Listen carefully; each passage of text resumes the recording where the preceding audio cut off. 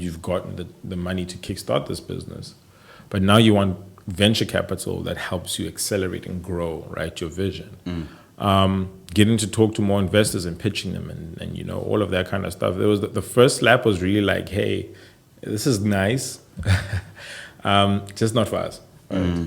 And more that you hear that no was when you're like, hey, like, maybe I'm not the guy, right? You have to question yourself that, hey, like, this is so awesome. Like, when we're in our, like, team chats, it's like, yo, guys, like, we got 5,000 new users overnight. Like, what the hell? Like, how did that happen? Like, but then you start to, like, have to, like, talk about where you're actually going and if you're really the right person. And I think that was the first time. But the second time was, again, when you ran out of runway at the time, really having to face it without the noise.